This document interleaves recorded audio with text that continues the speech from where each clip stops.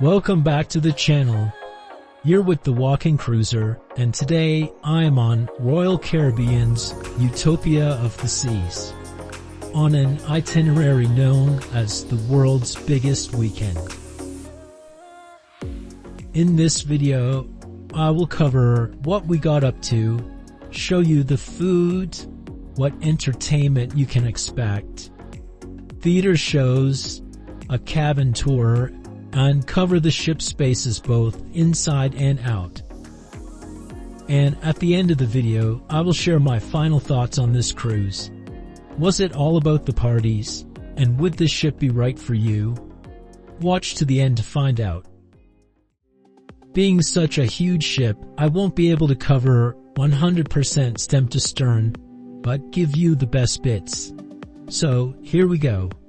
Embarkation was straight on to Deck 5, and this is where you'll find the Royal Promenade, really the main thoroughfare, the heart of the ship so to speak.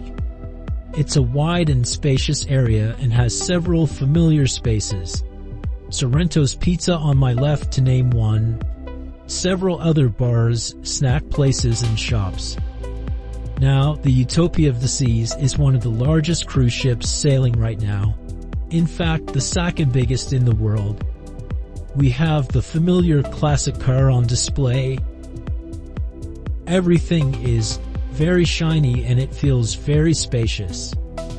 Walking afterwards, you find the Cafe Promenade, and then guest services if you need help with anything during your cruise.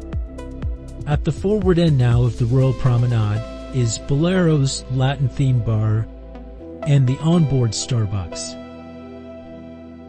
The Royal Promenade isn't just for shopping. It would host entertainment like live music or themed shows, even dance parties. It would also host shopping events, themed shows like this Ghostbusters dance display, which looks a bit out of place, but I guess you had to be there. At the other end of the Royal Promenade is the Pesky Parrot.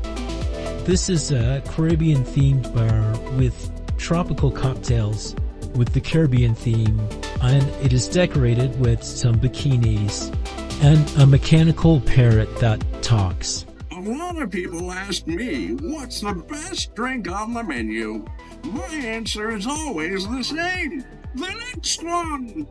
LCD screens that look like windows to a Caribbean view and comfy seating make this an enjoyable place to sit with a cocktail. And if you look up, loads of dollar bills are placed into the ceiling. I would say the cocktail menu was very inventive, like the peanut butter piña for example. Yeah, the cocktail menu features lots of twists on the classics. I'm not sure where the dollar bills come from though. Also on the Royal Promenade is Boleros, a Latin-themed bar hosting parties and live music, a popular spot for sure. Also with a wide range of different cocktails, many of them tequila or mezcal based.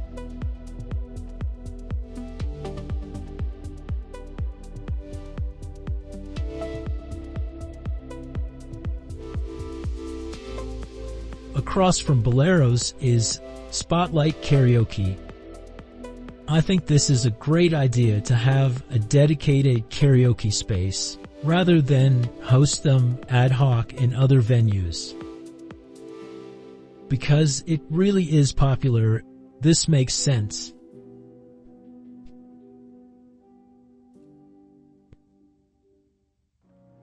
And then there is the Bell and Barley, a British pub with selection of beers and hosting pub singers, pub quizzes, and gives a British feel with the decor.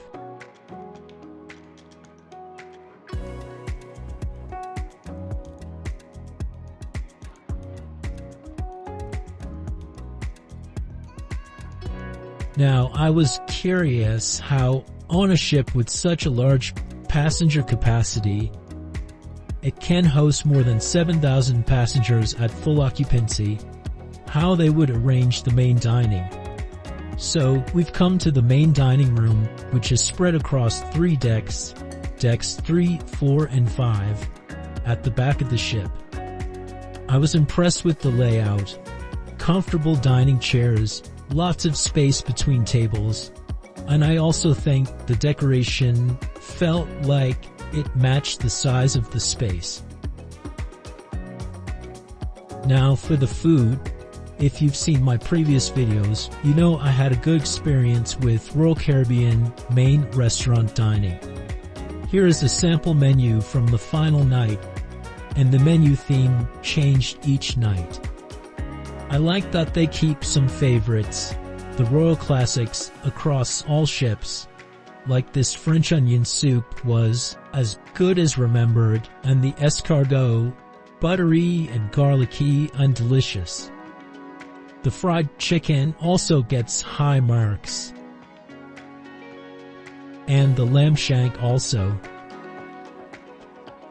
Of course, it isn't fine dining with the presentation, but it is well worth coming here compared to what you pay for specialty dining. Apple cobbler and ice cream was a beautiful dessert. However, the cheese plate was a little uninspiring. At the very front of the ship on decks 4 and 5 is the Royal Theatre. This is a very large space, as you can see, and the theatre production on our cruise was called All In, a musical variety show showing off the high-tech features of this theatre. Overall high-quality production.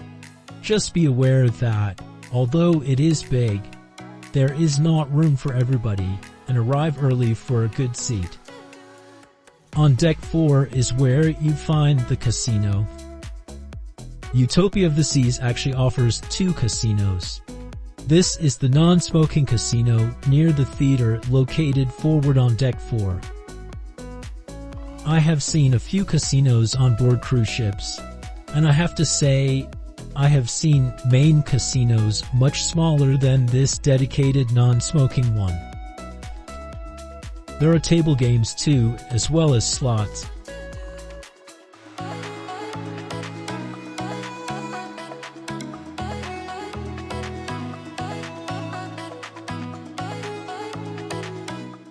Then, connecting front and back of the ship on deck 4, you need to pass through the art gallery. I don't know if it's true, but I read that the Utopia of the Seas' art collection has more works than the Louvre in Paris, and that the onboard art's worth is over $7 million US. True or not, if you did see something you like, you can buy it, and they will pack it and deliver it to your home for you.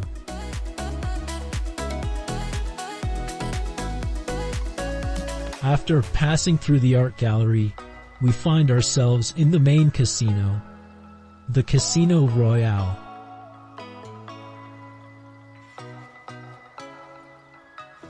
If you don't mind a bit of gambling on a cruise, and I would say many people on this cruise did not mind at all because it was always full from opening till late.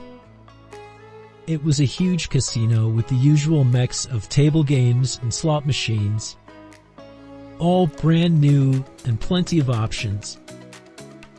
I'm also not against a bit of gambling, although it goes without saying that you should not wager more than you are willing to lose. But I did get lucky on one machine in here. And here's a little clip I thought I'd share.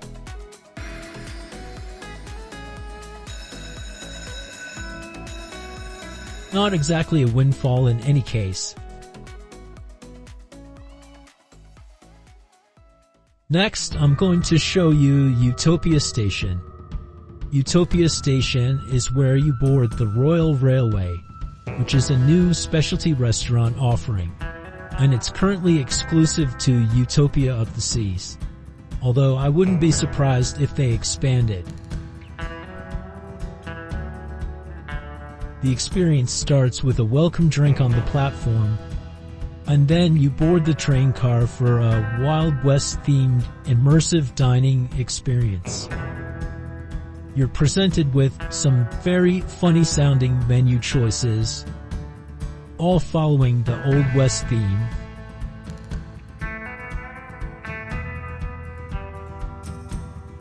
And then the journey begins. This detailed route map covers what you will see on the journey, and it's matched with what you see out of the windows. The moving screens and the motion of the dining car do give you the feeling of being on a train, so that was fun.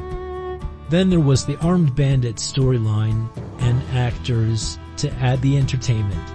The food and presentation was elevated to the level of a specialty restaurant.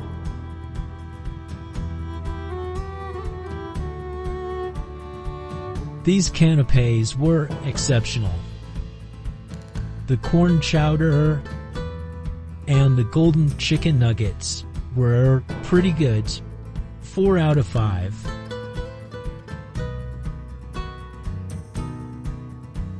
Also the main sweet trieds, beef short rib, and the baby chicken poussin. Both also very good. And for dessert, the Royal Railway chocolate cigar in a mound of chocolate dirt and ice cream looks really inventive, and the taste was okay. Oasis-class ships are not without an ice rink, and Studio B on Deck 4 is where you could take in a figure skating performance. I thought this was brilliant. Highly talented skaters and quality storytelling. Just bring a sweater and, like the theater show, book in advance and arrive early. Up to Deck 5 at the very front of the ship is the Vitality Spa. A really welcoming entrance with the treatment rooms off to the side.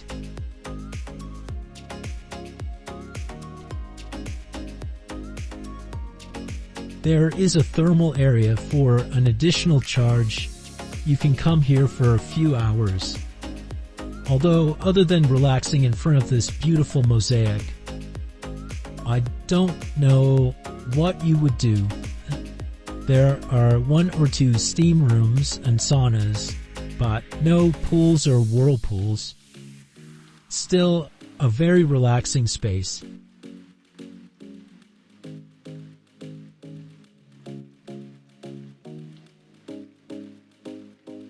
If relaxing is not your style, the fitness center on Deck 6 is well equipped.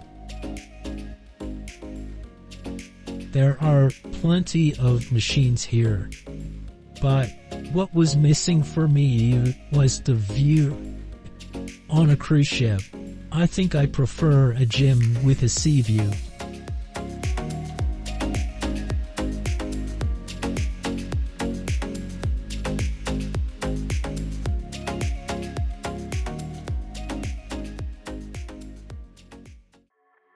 At the back of the ship now on Deck 6 is the Boardwalk. This is an open-air space with additional restaurants and family areas. You have Johnny Rocket's American Diner, which has an additional charge for lunch and dinner. Apparently it's included for breakfast, although I haven't tried that. And the Playmakers Sports Bar, at which food is also an additional charge. Drinks are included in a deluxe beverage package, if you have one. Lots of big screens to catch any sporting events you might miss while on vacation.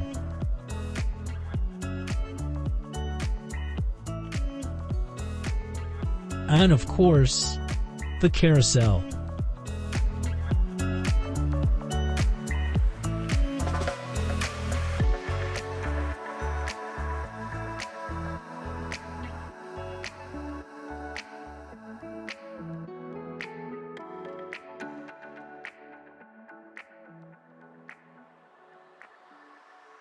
You can get boardwalk-facing balcony cabins, which would offer you views of everything going on the boardwalk, including the AquaTheater shows.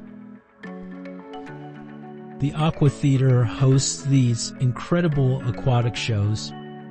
The pool is a marvel, constantly changing in depth to keep you anxiously wondering how the performers are able to dance on and high dive into the same pool.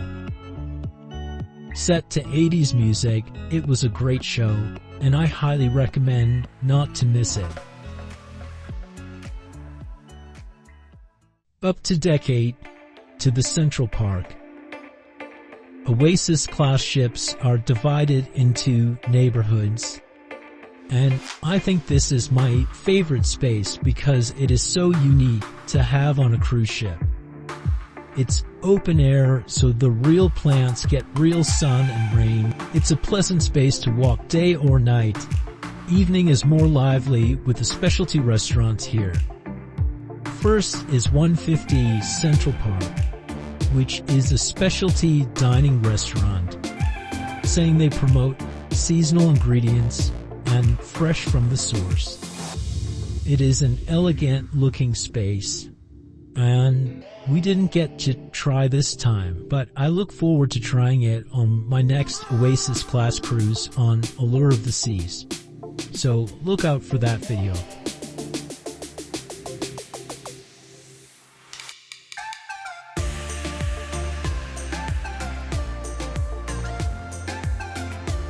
There are also balcony cabins here overlooking the park, which would also be pretty unique. Let me know in the comments if you would prefer a balcony with a sea view, boardwalk, or Central Park view. I did enjoy seeing some of the same plants I have at home indoors growing happily here outdoors. Also, here in Central Park is Chop's Grille, Royal Caribbean's Steakhouse, a specialty restaurant specializing in steaks. It's also an elegant dining space, and you need to leave lots of room for this menu.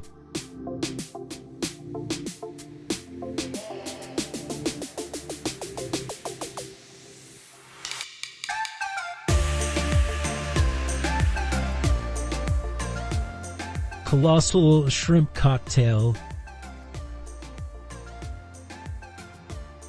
Lots of delicious sides. Mushrooms, asparagus, spinach. The sides were delicious, and you can order as many sides as you like. And the main event, which is the steak cooked to order, and a selection of desserts. This is the warm chocolate cake, if you have any room left.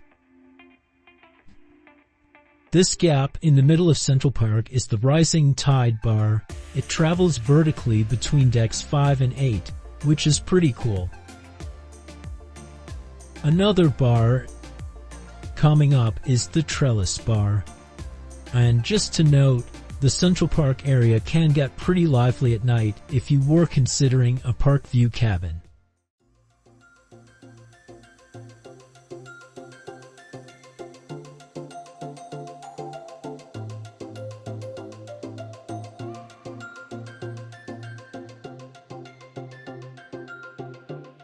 Our final stop in Central Park is the Izumi in the park, which is a Japanese cuisine specialty restaurant. There is a takeaway sushi counter from the outside, and the restaurant is divided into 2 offerings.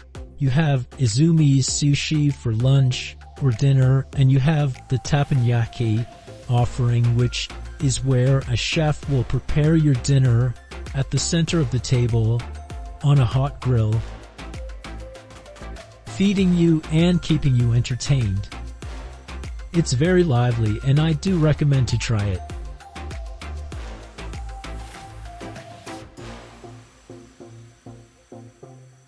Further on is the inside seating for the Izumi sushi, and I love the Japanese-inspired design in here. As I mentioned, you can choose lunch or dinner, and it does come with an additional charge.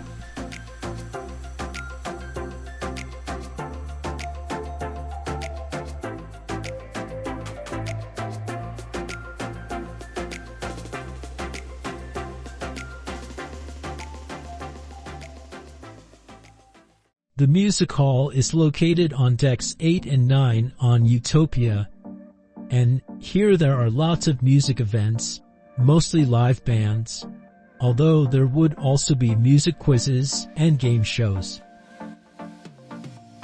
There is a bar on both levels and a view out onto the boardwalk.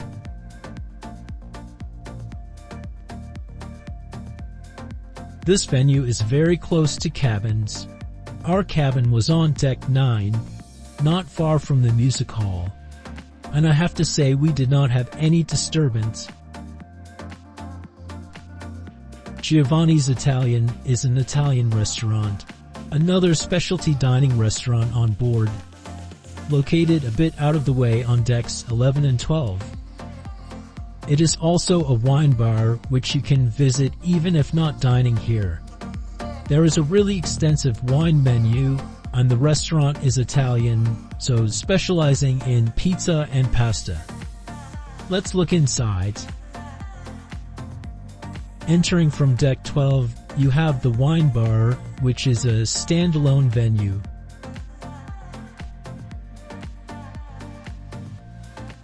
And you can see the location is overlooking the boardwalk. Downstairs is the main dining area, which I imagine has its own entrance.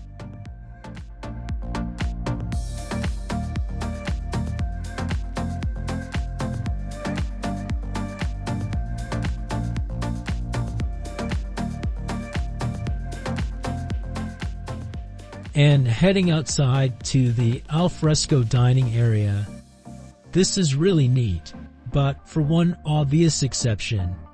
The boardwalk balcony cabins have a view of you eating your spaghetti. Or do you have a view of them doing whatever? We're on the upper decks now, starting with the Solarium. It's located at the very front of the ship on decks 14 and 15. This is an adults-only area with sun loungers, pools, and a bar. Meant to be a relaxing space in the daytime with sweeping views out to sea.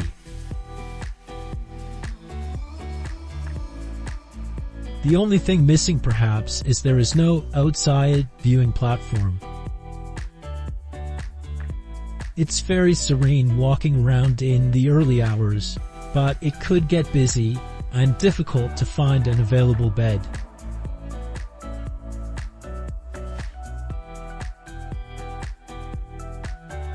I like how Royal Caribbean offers complete front-facing sea views, whereas other cruise lines sometimes reserve this part of the ship for suite guests and above. And at night, it did host the toga party, so not always as serene.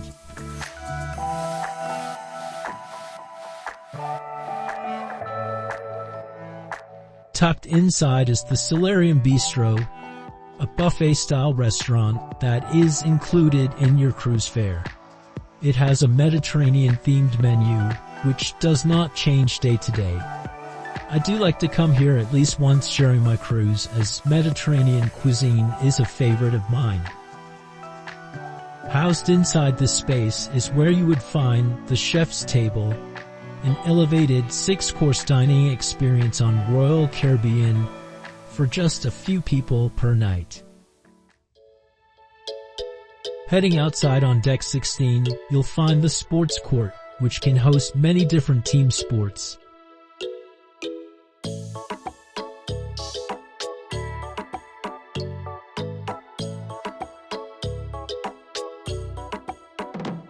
And the FlowRider at the back, which is a real favorite. It's a sort of surfing simulator where you can practice boogie boarding or stand-up surfing against a constant flow of water. It's free to try, or you can pay for a private lesson.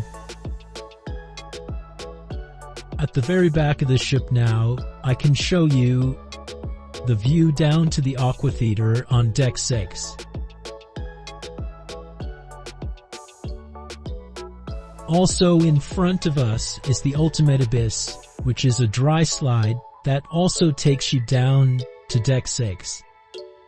That's right, sliding from Deck 16 to Deck 6.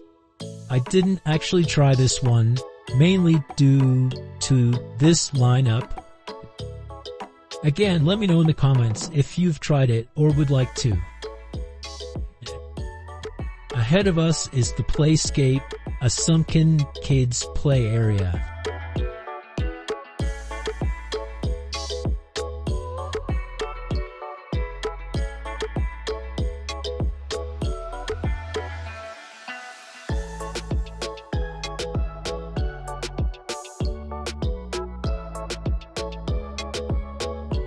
And up the stairs here will be the Aqua Dunes mini golf course.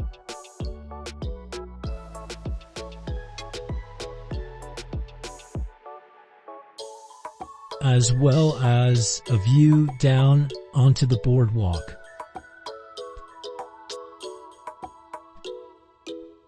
Also you can see the zip line which stretched from one end of the boardwalk to the other, which, although short, would be exhilarating, I'm sure.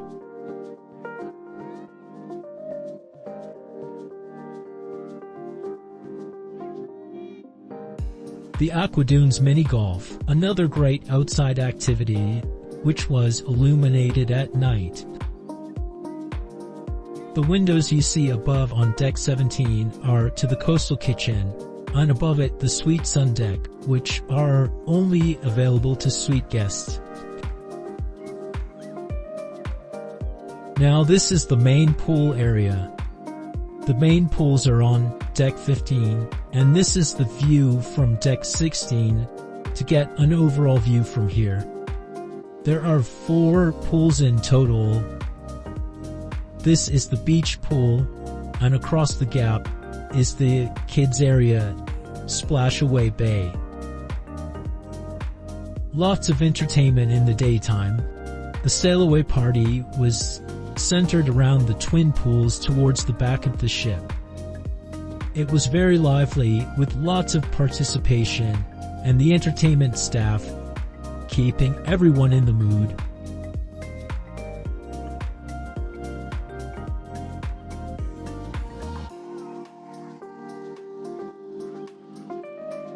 The champagne gun certainly didn't hurt. Let's look at the Windjammer at the back of the ship on Deck 15. This is the main buffet restaurant with breakfast, lunch, and dinner included in your cruise fare. It needs to be a big space on such a large ship, and I appreciated how easy it was to navigate, and I also appreciated the special touches like this cupcake display. Everything was well labeled and well laid out, and finding a seat was not really a problem. The food was generally well seasoned and hot, and I would eat here multiple times on a longer cruise, no problem.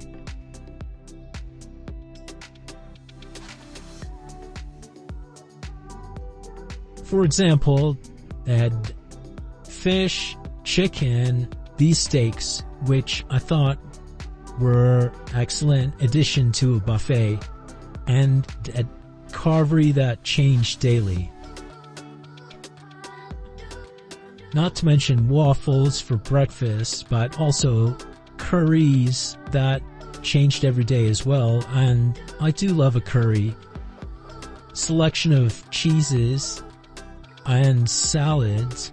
You could build your own salad, which I also like to do.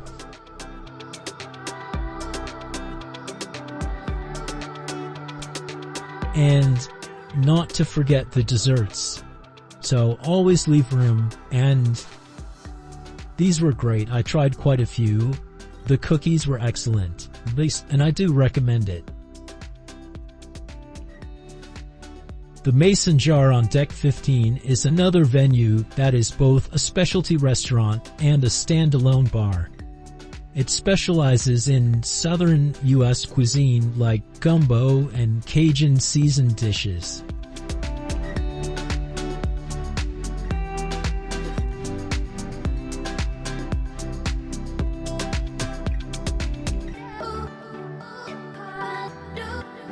There is a relaxing bar area with sea views, and it often hosted a live band.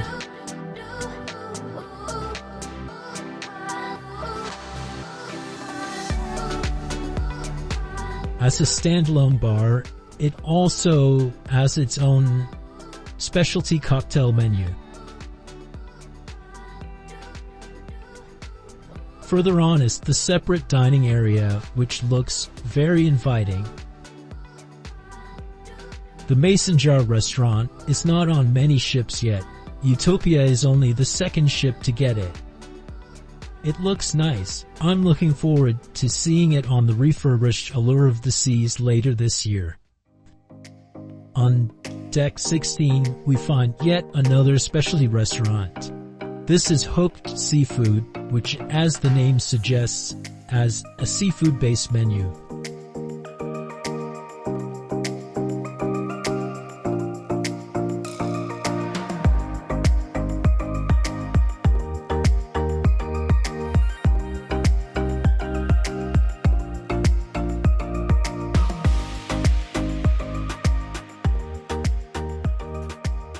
Unlike the decor going on here, it's really nautical, like a Cape Cod feel.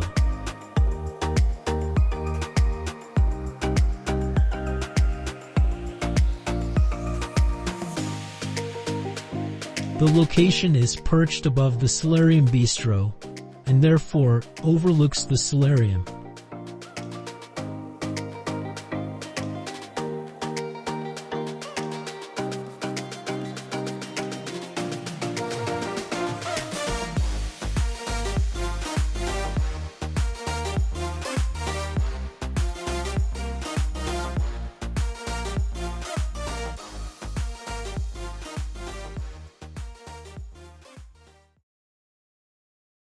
And now a tour of our cabin, 9192, a standard balcony cabin on Deck 9, which can hold up to 4 people. There were not any negative points about this cabin. The bed was comfortable, and there was plenty of storage space, with the twin wardrobes on either side of the bed. For twin beds, these can be divided. One of the wardrobes has a tall rail for dresses, and the other one has 2 shorter rails for shirts, which was really well thought out. The sofa can accommodate additional guests. There is an empty fridge, no minibar here, and the usual drawers with a hairdryer. This balcony is comparatively large, as 9192 was located where there was a bend in the design, giving a larger balcony. Overall, there was plenty of room for 2 people.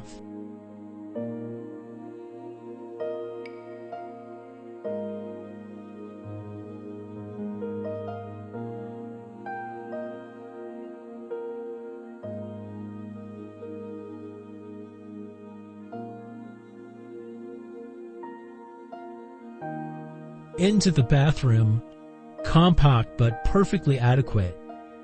A good shower with 2 fittings. I recommend you bring your own shampoo and other toiletries, as Royal Caribbean only offers a hybrid shampoo shower gel product in this cabin class that I don't rate too highly. Now I will share with you my final thoughts on this cruise, and I'd like to hear from you if you have sailed on Utopia, or were considering it and now feel you can make a decision. Starting with the positives. The ship itself was large, spacious, beautifully decorated, with lots to see and do. Really a floating marvel. Although it was holding so many people, it had a way of spreading the people, with so many events going on simultaneously and so many bars and restaurants to choose from. The food on board cannot be faulted in my opinion. Main dining room service was always friendly and quick, and the food was overall excellent. Also, I think the buffets are high quality. The entertainment was at a level I expect from Royal Caribbean. The Aqua Show and the Ice Show are very good quality and not to be missed. Also, getting on and off the ship at Port Canaveral was very smooth, so credit to everyone there. Now, there are some aspects I found not so positive. Is it worthy of the title of the world's biggest weekend? I think not. The champagne guns and dances were fun and it was a party atmosphere, but I don't think it's the world's biggest party by any stretch, and I personally prefer how Virgin does it, or Carnival. The other thing is the short itinerary. This ship tour was as extensive as I could make it, but Utopia only has 3 or 4 night voyages, and there's simply not enough time to sample all of the venues. I wish I had more time and didn't have to pick and choose. The other point about a 3 or 4 night itinerary is it allows for a different crowd.